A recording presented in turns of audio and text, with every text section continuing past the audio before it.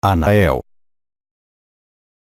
Eu sou Anael, arcanjo, e eu venho propor-lhes trocar sobre o tema da graça em ação.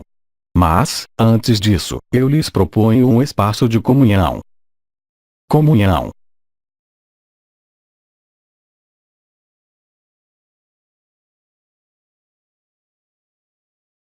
Vou retomar algumas informações que já lhes comuniquei, concernentes à graça, sua revelação. Como eu disse, a graça nada tem a ver com a fluidez. A graça não pode ser avaliada. A graça é vivida não buscando a graça, mas estando voltado no Espírito, voltando, em seguida, a aportar o fogo do Espírito na matéria. A graça não é, portanto, algo a procurar. A graça é o fruto que lhes é prometido nesse mundo. A graça não é esperar que o tempo passe. É acompanhar o movimento da vida, o movimento do Espírito. Acompanhar o movimento do Espírito significa, obviamente, viver o Espírito. Quando ela se revela, a graça o faz integrando tudo, integrando o conjunto de localizações que vocês possam ter, levando, mesmo, em consideração, as resistências da personalidade de uns e de outros, para que a obra da graça revele-se. A graça volta a dançar a vida. Sentir a vida, como Nueis disse-lhes esta tarde, é, geralmente, mais fácil quando de uma meditação ou quando de uma ação que vocês controlem perfeitamente porque, naquele momento, a graça pode instalar-se em toda a leveza. Mas, quando vocês se deslocam nesse mundo, muito rapidamente vocês se encontram a avaliar as situações, a antecipar e, aí, vocês não estão mais no fluxo da vida. Ela se instalará progressivamente, a partir do momento em que vocês estiverem vigilantes ao seu posicionamento de maneira regular, sem julgamento, sem constranger-se. Eu aproveito para evocar, com vocês, a noção de evidência. Porque, se a palavra evidência rima com dança, significa, antes, evitar a dança.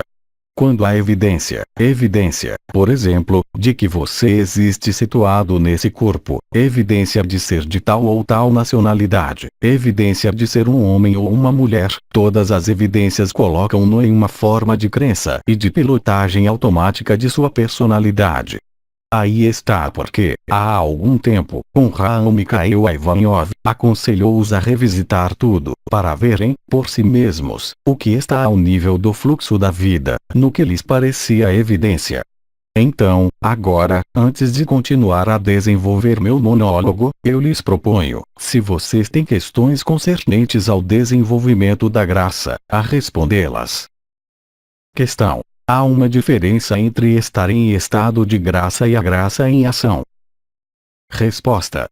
Então, nós poderíamos dizer que o estado de graça é o momento no qual você toca a graça, mas no qual você não está instalado, portado, a cada instante, pela graça. A graça em ação é o momento em que a graça leva-o, por inteiro.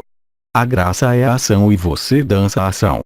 Estados de graça, todo mundo pode vivê-los, em um instante ou em outro como, por exemplo, um esportista que se encontra, quando de uma competição, em estado de graça, realizando movimentos à perfeição, sem, forçosamente, compreender, naquele momento, o que lhe acontece, obviamente. A graça em ação é o impulso do espírito, permanentemente recebido na matéria. Pouco importa que isso concirna a uma ação que você controle, perfeitamente, ou uma nova situação, porque você a aborda levado pela graça, na leveza. Quer a graça leve-o a uma situação confortável ou uma situação mais complicada, isso nada muda, isso em nada o afeta. Você deixa a graça trabalhar, você a acompanha. Nós poderíamos dizer. Você a acompanha fazendo o seu melhor e, por vezes, o melhor para acompanhar a graça é deixar fazer, sem você. Como eu já disse, a graça revela-se com ou sem você, de preferência, sem você. Isso leva a uma frase dita por Cristo: meu Pai trabalha, e eu trabalho com ele. Mas, naquele momento, você não pode instaurar uma estratégia, porque tentar compreender o que quer a graça é sair da graça. Jamais você poderá compreender o que quer a graça. O que a graça quer, a graça revela. Não lhe é demandado realizar a obra da graça. É-lhe proposto, se tal é seu desejo, dançá-la, ali mergulhar e, de certa maneira, saboreá-la. Porque a graça é um fluxo de amor permanente do um para o um. Questão: a respiração consciente, respiração do coração, respiração presente, pode ser um starter, um acionador da graça, sem ali colocar qualquer vontade, simplesmente, estando nessa comunhão? Resposta: nós poderíamos dizer que a respiração é, de fato, a graça em ação. Porque você pensa em respirar? Isso se faz sem que sua consciência tenha necessidade de ali colocar-se. Numerosos exercícios de meditação foram fornecidos, que consistem em colocar sua consciência na respiração. Isso tem numerosas virtudes. Mas a graça não se importa com a consciência. Você nada mais pode fazer para que a graça revele-se em seu mundo do que colocar-se no espírito, banhando a matéria do fogo do espírito. Não se trata de renunciar ao que quer que seja, não se trata, sobretudo, de extrair-se do que quer que seja. Todas as estratégias que vocês poderiam desenvolver viriam, de fato, apenas reforçar a personalidade.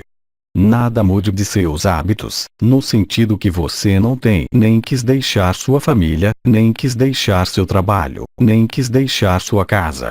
Mude a maneira de colocar-se em sua morada, em seu corpo. Aí, essa mudança de posicionamento interior permitirá a você colocar-se, se tal é seu desejo, no espírito. Isso, em um primeiro tempo, bastará, amplamente, para sua felicidade. Você ali viverá como que banhos de amor, que você poderia, naquele momento, dizer-se que tem apenas que permanecer localizado naquele lugar. Mas vem um tempo no qual esse banho de amor no espírito desce à matéria, o que o faz perceber que você pode vivê-lo tanto nesse corpo de carne como no espírito. Onde quer que você esteja, isso nada muda porque, naquele momento, você é completo. Você não pode mais estar inquieto pela pessoa, você vive a revelação do amor a cada instante, a mordida do êxtase, a revelação da graça. Isso, muitas pessoas testemunharam, numerosas pessoas testemunharam, igualmente, em seus dias. Olhe onde se revela a graça, se você tem a oportunidade para isso, e você verá a velocidade na qual tudo se instaura, a velocidade com a qual tudo se revela, a obra que há a realizar sem que, na realidade, quem quer que seja tenha intervindo por uma vontade de esforço. Algumas testemunhas disseram que, quando a graça está em ação, a graça está à frente e você corre atrás. E, perfeitamente, isso. Você corre atrás e, ao mesmo tempo, você recolhe os frutos dela. Eu aproveito para esclarecer que, obviamente, se você viveu o que nós pudemos exprimir, notadamente, a noção do espírito e da matéria, ou polaridades masculina e feminina, a graça é o fruto da fusão completa das duas polaridades da criação. A graça remete todas as evidências a uma noção superada, mas nisso, eu não lhes peço para acreditar. Vocês terão, simplesmente, se tal é sua escolha, a graça de vivê-lo. Sem outras questões. Então, eu lhes proponho, antes de retirar-me, que nós nos banhemos, juntos, no fogo do espírito, na água da matéria. Comunhão.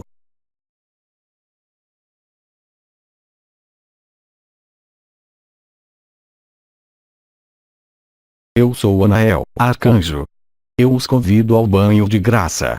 Até breve.